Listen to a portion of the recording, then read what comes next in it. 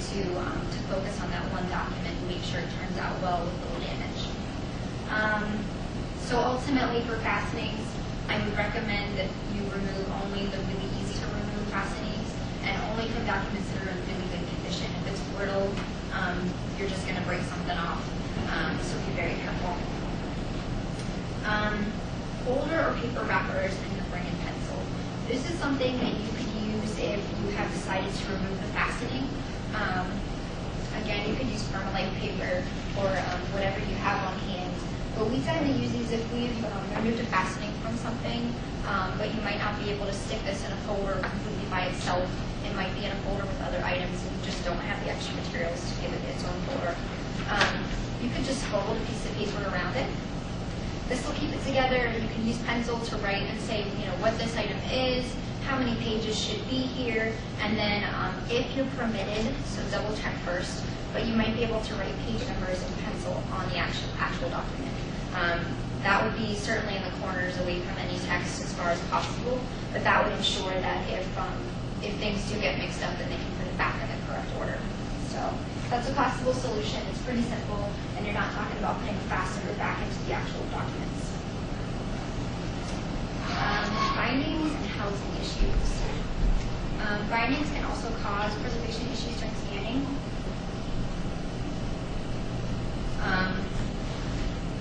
Are you guys doing just loose documents or kind of a mix of both bound items? Well, you saw, she was at the Historical Society this morning, and she saw Gary White's little prison diary. Yeah. So that's one thing, and then upstairs, after we finish her, we're going to take her upstairs, you can see the stuff we have there. I'm pretty sure there's one, I think it's a little Civil War diary. I'm not sure if it's, I think it might be bound. It might be just one of those ones that's just paper on top of each other and fasteners. And I think I've seen that, but I can't remember. Okay. It's a long time ago. Yeah. So there's different things. Okay. So they could be like Yes. Yes. Okay. Hillary, do you know? Did you look at the stuff? Hillary, I haven't seen it yet. I mean, he's been talking about it, but I haven't he's seen it. he's up there probably getting everything out right now. There is a lot of stuff taken out. Shining that silver spoon of that Civil War soldier. Maybe he shouldn't do that. Maybe he should have something on it. Okay, so you could come into contact with bindings and not just loose sheets. Bindings could be problematic, or they could be extremely easy to scan. It really depends on the binding itself. It might restrict it so much that it doesn't want to open easily. If the binding is extremely tight, it might not lie flat, which is a pretty common problem. There could be some obscure text in the gutter, or in this picture, you can't really see, but these pages are extremely brittle, and so along this tight binding here, anytime you're going to try to flip open this page, they're just going to crack right along the edge each time. I don't know if this binding is really going to be an option for you guys without consultation. I talked about that scrapbook earlier, but I don't know if the rest of the collection is something that would be an option. I mean, something like this, you could see, oh, it's together, but I can't see the actual text. Something like that, we would maybe consider doing a disbinding, but removal is probably going to take a great deal of time, depending on how big the item is. If it's really small and the sewing's kind of loose, chances are you wouldn't need to disbind it anyway. It would probably just lie open pretty flat and you can scan it easily. So if it's a difficult binding, that means it's going to take a bit of time to actually disbind. And again, this is going to affect the long-term preservation then. You now have loose sheets, whereas you had bound sheets before, and there are definitely cons to having loose sheets. Taking apart that disbinding can be very destructive, and you can't usually replace it in the same way that you can just put a new fastening back in. So there are a lot of things that have to be considered for disbinding, and usually that's not going to be your decision, but be aware of recognizing if a binding is going to be a problem for you. If the collection is historical, you may not want to disbind it because the binding itself might be either an integral part of the document or just has historical significance in some way. It could be the first type of sewing that was ever done on a book, and you don't want to destroy that. There's something that you saw today, and we should have taken a picture of it because it's Yeah, we it's a should. good sample of there's this wonderful, that what they consider the Historic Society to be a treasure document. And it does include information from the family of the only, at least supposedly, the only people ever successfully prosecuted under the Fugitive Slave Act in Pennsylvania, and they have this scrapbook that the daughter of this Jenny Mitchell kept. And in that scrapbook, there's, I haven't seen them, but there are letters from fugitive slaves who came through Indiana. When they got to Canada, they wrote back. And this scrapbook has newspaper clippings on top of some kind of writing. Yeah. So you have newspaper clipping. Well, it's a newspaper clipping, and what you're really interested in is that writing that's underneath. Yeah. So in a case like that, is there really, can you sometimes get that off?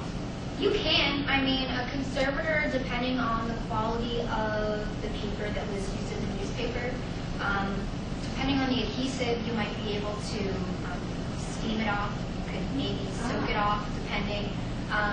But that's definitely a very intensive treatment, and you're ruining the scrapbook essentially by doing that. So you have to weigh, like, okay, well, if we scan it as a scrapbook, are we willing to, destroy it as an artifact to see what else is there? But you have to weigh those pros and cons, and it really depends. But there might be a grocery list. Yeah, it could be nothing. So that's really hard to say.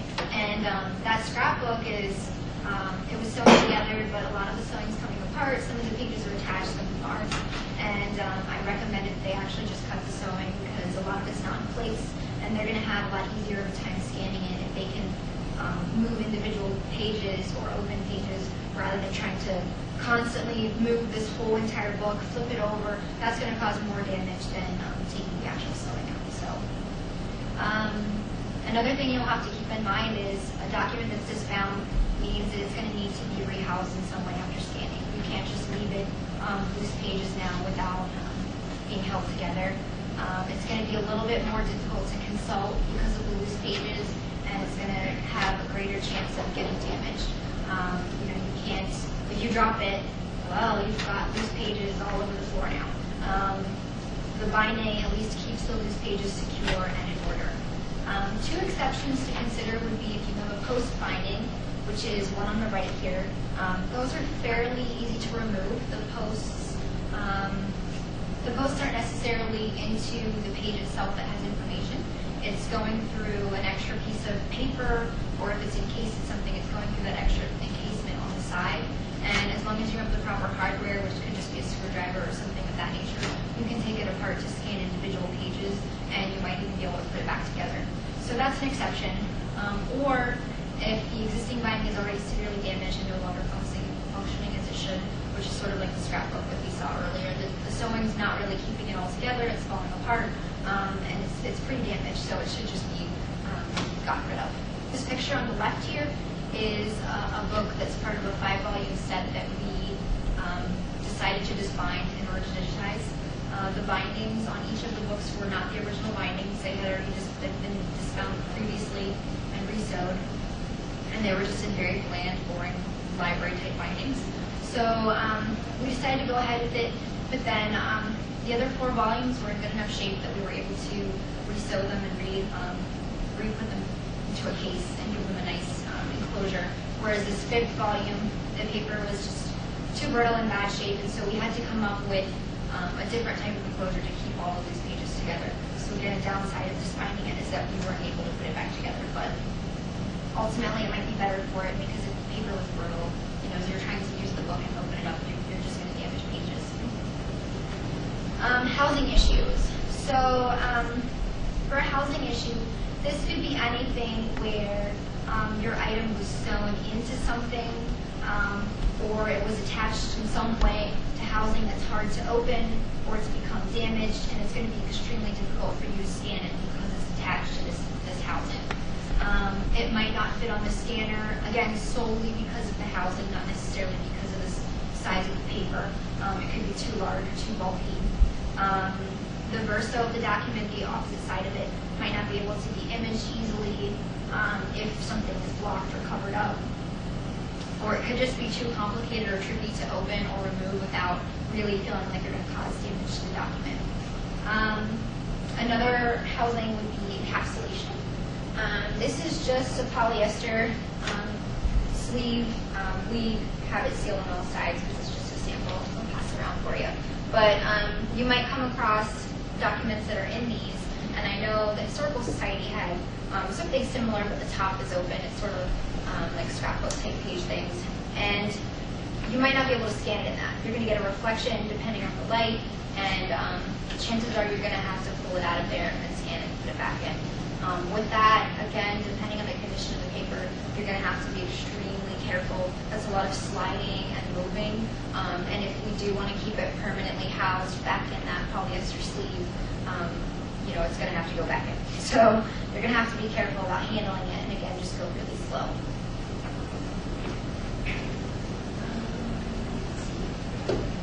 So similar to bindings, if you do decide to take apart the current housing, whether or not it's problematic, it's going to need to be rehoused after scanning. There might be a reason that it was put in that housing to begin with. You know, the document could be fragile, and we decided it needed something. It just perhaps wasn't the right choice, or it didn't last over a long period of time. But something is going to have to be come up with to protect it further down the road. Rehousing can improve long-term access and preservation if the existing housing is restrictive or damaging, but you again stand that risk of being the original format, associations, or even materials because you're taking it apart. A digitization project is actually a really good time to rehouse a collection if it needs it, because you are handling every single item in that collection. How many times are you usually going through an entire collection and handling every single piece of it? So. Previous repairs and little documents. A previous repair could cause preservation issues that may or may not impact scanning. A repair could fail due to heavy use on the document. You know, we weren't prepared for it to get used that often, and so it just isn't going to hold up. It could deteriorate over time due to inappropriate repair materials, or again, something that we thought was great 30 years ago, and now is just completely awful for it. They could have placed a repair over top of text, or it could have just been executed poorly. It could cause a lot of distortion to the actual document. This could lead to more stresses and even brush tears if you try to handle it if you're not careful.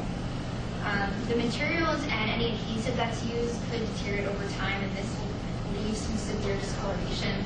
Again, a lot of darkening in color, usually a heavy brown color. And very little is going to be able to be done by you guys if there's a previous repair like this. Usually it's going to be extremely hard to remove that repair, or really to decide to remove that repair.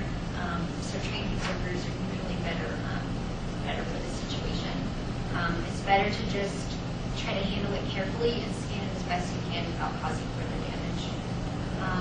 This is a good example. You can see on the left that this poor piece of paper was repaired numerous times.